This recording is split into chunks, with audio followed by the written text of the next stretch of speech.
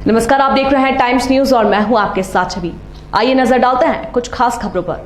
17 अगस्त से केंद्रीय मंत्री ज्योतिरादित्य सिंधिया के आशीर्वाद यात्रा को लेकर इंदौर में बीजेपी नेता और आशीर्वाद यात्रा के प्रभारी एवं भोपाल के महापौर आलोक शर्मा ने एक प्रेस वार्ता में जानकारी देते हुए बताया कि जिस तरह विपक्ष ने नए मंत्रियों को संसद भवन में परिचय नहीं होने दिया, जिसके चलते आम जनता में अच्छा संदेश नहीं गए। इसी उद्देश्य को लेकर भाजपा संगठन ने यह तय किया है कि केंद्रीय मंत्री ज्योतिरादित्य सिंधिया आशीर्वाद यात्रा निकालकर आम जनता का आशीर्वाद लिया जाएगा। यात्रा की शुरुआत 17 अगस्त को देवासी से की जाएगी, जो कि देवास से की जाएगी, जो कि देवास, शाजापुर, इंदौर और खरगोन में आयोजित की जाएगी, जहां पर आम जनता का आशीर्वाद लिया जाएगा।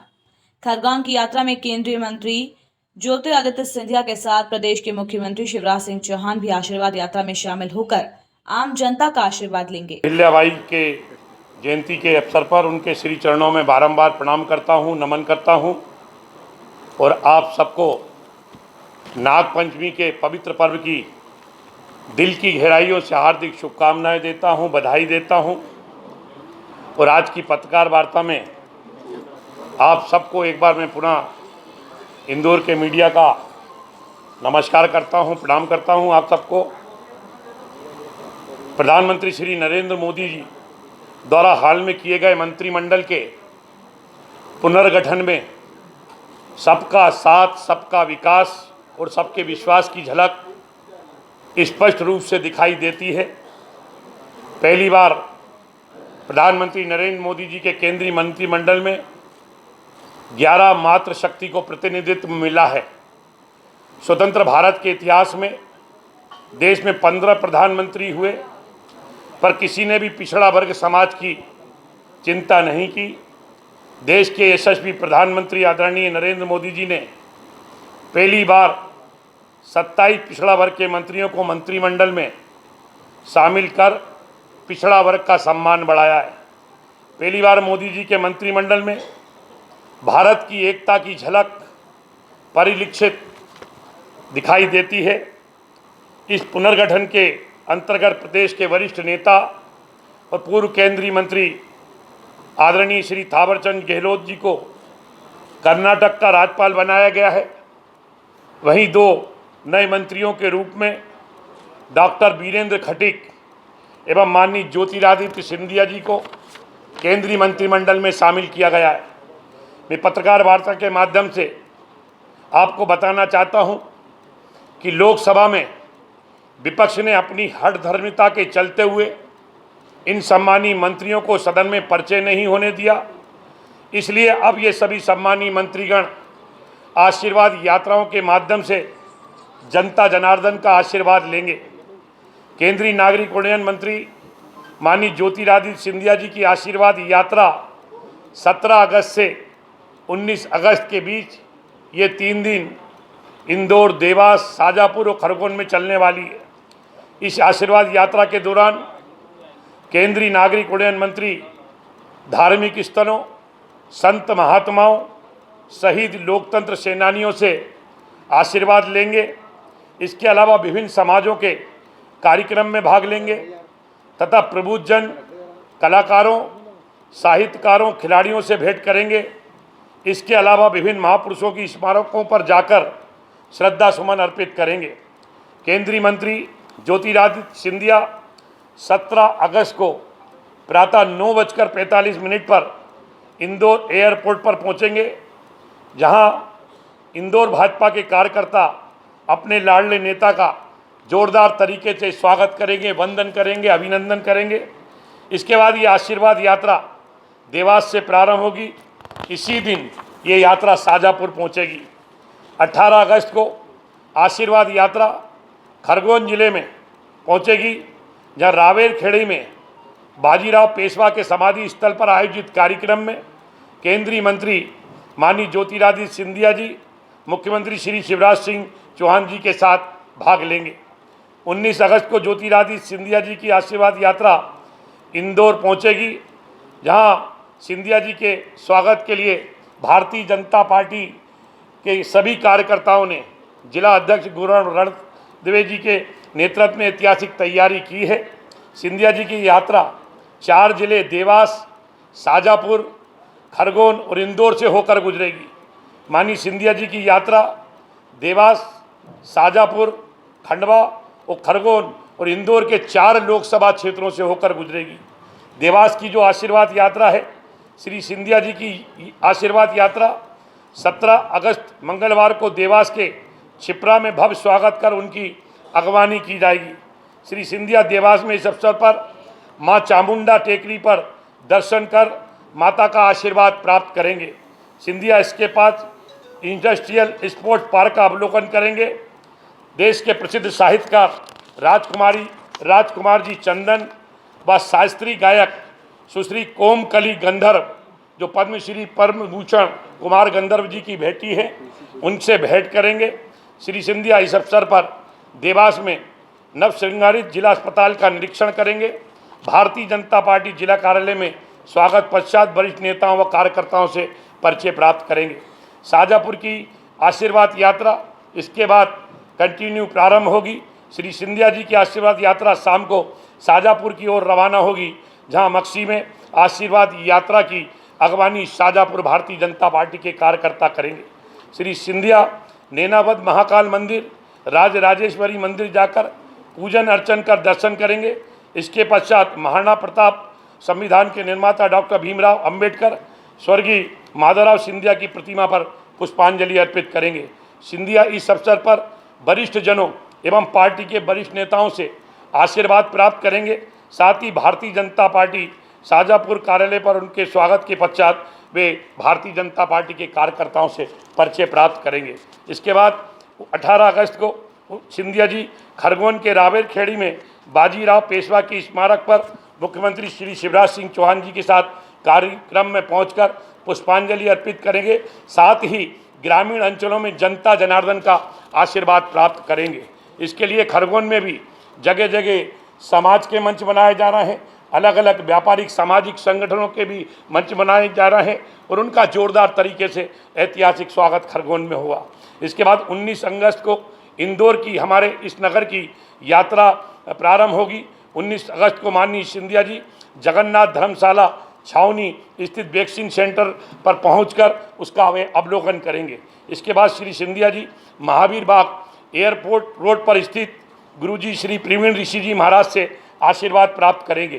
तत्पश्चात सिंधिया जी इंदौर नगर के जो हमारे गणमान्य नागरिक हैं, जो प्रबुद्ध जन हैं, उनसे भेंट कर खजराना मंदिर पहुंचेंगे और वे वहां पे भगवान गणेश का आशीर्वाद प्राप्त करेंगे। इसके पश्चात वहीं पे पास में ही वाल्मीकि समाज द्वारा आयोजित सम्मान समारोह में भाग लेंगे। इसके बाद श्री सिंधिया पूर्व ओलंपियन हॉकी खिलाड़ी श्री निरंजन नेगी और देश के प्रसिद्ध साहित्यकार नरहरि पटेल से भेंट करेंगे। इसके बाद सिंधिया जी स्वर्गीय माधवराव जी सिंधिया की स्मृति में प्रकाश क्लब द्वारा टोक्यो में ओलंपिक में भाग लेने वाले हॉकी खिलाड़ियों के सम्मान समारोह में रविंद्र नाट्यगृह में शामिल होंगे। माननीय सिंधिया जी शाम को भारतीय जनता पार्टी कार्यालय के पास स्थापित श्रद्धेय राजमाता स्वर्गीय विजयराजे सिंधिया जी की प्रतिमा पे माल्यार्पण करेंगे। तत्पश्चात श्री सिंधिया जी का भारतीय जनता पार्टी कार्यालय में आयोजित सम्मान समारोह में वे भाग लेंगे। वे भारतीय जनता पार्टी के इंदौर नगर के वरिष्ठ जनों से, जनप्रतिनिधियों से और कार्यकर्ताओं से भेंट करेंगे। संपूर्ण यात्रा के दौरान माननीय सिंधिया जी भारतीय जनता पार्टी परिवार में दिवंगत हुए लोगों के यहाँ शोक संवेदना व्यक्त करने के भी पहुँचेंगे। माननीय ज्योतिरादित्य सिंधिया जी की आशीर्वाद यात्रा ऐतिहासिक हो, सर्वस्पर्शी हो, सर्वव्यापी हो, इसके लिए कार्यकर्ताओं ने संगठन स्तर पर अपनी जोरदार तरीके से तैयारी की है। हमारे भारतीय जनता पार्टी के जिला अध्यक्ष गौरव जी इस पूरी व्यवस्था को देख रहे हैं। ग्रामीण के जिला अध्यक्ष राजेश सोनकर जी इस पूरी व्यवस्था को देख रहे हैं। लगातार भारतीय जनता पार्टी के कार्यकर्ताओं का मीटिंग का भी दौर चल रहा है। सभी कार्यकर्ताओं को इस यात्रा को ऐतिहासिक बनाने के लिए सबको जवाबदारी दे दी गई है और आने वाले समय में ये यात्रा बहुत ऐतिहासिक हो, इसकी तैयारी भारतीय जनता पार्टी ने की है। उसकी सूचना, उसकी जानकारी आज पत्रकार माध्यम के माध्यम से आप सभी को देना था। मुझे उम्मीद ही नहीं, पूर्ण विश्वास है कि माननीय केंद्रीय मंत्री ज्योतिरादित्य सिंधिया जी का इंदौर में, शाजापुर में, देवास में, खरगोन में ऐतिहासिक स्वागत होगा। बहुत बहुत धन्यवाद। देखिए हम लोग तो राजनीतिक क्षेत्र में काम करते हैं। आशीर्वाद यात्रा के लिए जनप्रतिनिधि जनता के बीच में क्यों जा रहा है। विपक्ष की जो भूमिका है, जो नकारात्मक भूमिका लोकसभा में देश की जनता जनार्दन ने देखी है, वहाँ उनका परिचय होता है। देश की संसद में जब वे जीत कर जाते हैं उनका परिचय होता है, उनका परिचय नहीं होने देते कांग्रेस और विपक्ष के लोग। ऐसी स्थिति में जनप्रतिनिधि क्या करेगा। तो भारतीय जनता पार्टी के केंद्रीय संगठन की योजना से जनप्रतिनिधियों का ये कार्यक्रम बना है। सभी हमारे 43 केंद्रीय मंत्री इसमें हैं, वो अपने अपने प्रदेश में, जिले में संगठन की योजना से जनता के बीच में जाएंगे और जनता का आशीर्वाद प्राप्त करेंगे। भारतीय जनता पार्टी की, नरेंद्र मोदी जी की सरकार, वो प्रदेश में भारतीय जनता पार्टी की शिवराज सिंह चौहान की सरकार ने जो जन कल्याणकारी योजनाएं चलाई हैं उसके बारे में जनता को बताएंगे और उनका आशीर्वाद प्राप्त करेंगे। माननीय मुख्यमंत्री भी शामिल रहेंगे और माननीय केंद्रीय मंत्री ज्योतिरादित्य सिंधिया जी भी शामिल रहेंगे। पेशवा बाजीराव की समाधि पर जाएंगे और एक कार्यक्रम में दोनों लोग संयुक्त रूप से इसमें हिस्सा लेंगे। तीसरी लहर के बीच में जो यात्रा निकल रही है और इसमें सैकड़ों कार्यकर्ता है, हजारों कार्यकर्ता जुटाए जाएंगे, तो आपको नहीं लगता है कि अनुचित है इस समय? देखिए, ऐसा है कि इसके लिए जो कोविड गाइडलाइन है उसका पूरी तरीके से हम लोग पालन करेंगे और उसके लिए जिला प्रशासन से अनुमति लेंगे। नहीं, आप खुद इसकी जवाबदारी ले रहे हैं कि कोरोना काल में ये जो रैली निकलेगी और स्वागत यात्रा होगी उसमें कोई भी बिना मास्क के नहीं घूमेगा? देखिए, कोविड गाइडलाइन का पूरी तरीके से हम लोग पालन करेंगे और कोविड गाइडलाइन का पालन करते हुए ये हमारी यात्रा अनुशासित तरीके से निकाली जाएगी। छिंदवाड़ा जा रही है क्या यात्रा? छिंदवाड़ा जाएगी? देखिए, अभी तो ज्योतिरादित्य सिंधिया जी की जो यात्रा संगठन ने बनाई है वो इंदौर से देवास, देवास से शाजापुर, इसके बाद खरगोन और खरगोन के बाद इंदौर में होगी। इसके बाद पार्टी संगठन तय करेगा कि कब उनको छिंदवाड़ा जाना है या कब प्रदेश के अन्य उसमें जाना है। उस यात्रा की भी तैयारी भविष्य में की जाएगी।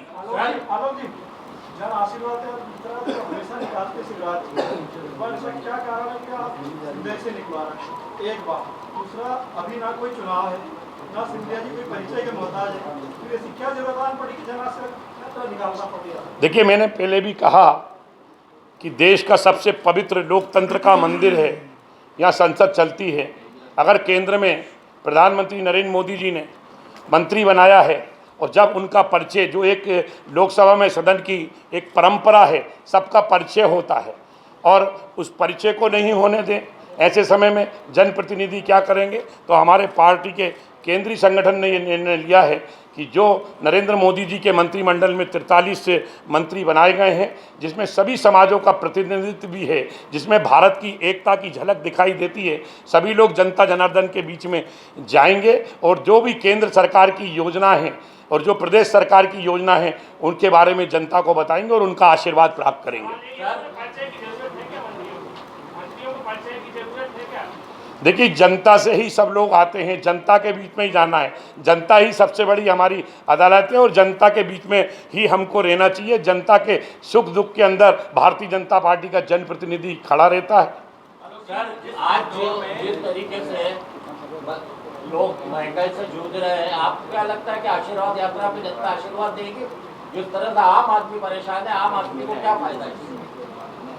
देखिए, मैंने आपको फिर बताया कि देश में भारतीय जनता पार्टी ने जो मैनिफेस्टो में वादे किए, कांग्रेस का आरोप पूरी तरीके से झूठ है, पूरी तरीके से निराधार है। इतना बड़ा कोविड अपना कोरोना का है, कहाँ देखे कांग्रेस के लोग कहीं सेवा करते हुए। केवल अगर सेवा ही संगठन के माध्यम से, चाहे इंदौर हो, मध्य प्रदेश हो, देश में केवल भारतीय जनता पार्टी का कार्यकर्ता ही समाज की सेवा करते हुए संकट के समय में दिखा हुआ है।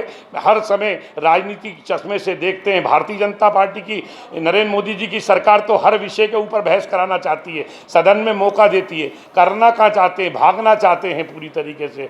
और जो कांग्रेस का हश्र हो रहा है वो पूरा देश की जनता के सामने। कमलनाथ कह रहे हैं कि 4 दिन विधानसभा चलाई और बीजेपी जो है हर मामले को छुपाना और दबाना चाहती है। देखिए, भारतीय जनता पार्टी अगर किसी विषय को दुपाना चाहती तो आज इस प्रकार से लगातार प्रदेश के अंदर भारतीय जनता पार्टी की सरकार नहीं बनती।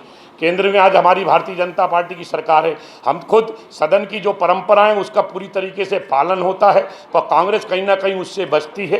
कांग्रेस के नेता पूरी तरीके से उससे बचने का प्रयास करते हैं, जनता को भ्रमित करने का काम करते हैं, वो नहीं चलेगा।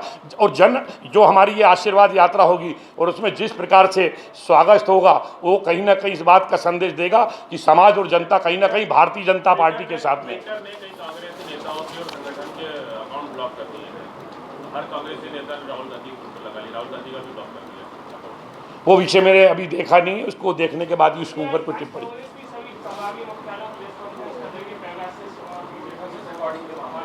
उनसे पेगासिस की स्पेलिंग जरूर पूछ लें। देखिए ऐसा है, सबको अपना काम करने का, सरकार में हम बैठे, हम रचनात्मक कार्यक्रम के माध्यम से, डेवलपमेंट के माध्यम से जनता के बीच में काम कर रहे हैं। वो विपक्ष की भूमिका में, वो अपना काम करें, हम अपना काम करें। टाइम न्यूज देखिए अब आपके मोबाइल और स्मार्ट टीवी पर लाइव प्ले स्टोर से डाउनलोड करें टाइम स्मार्ट टीवी ऐप।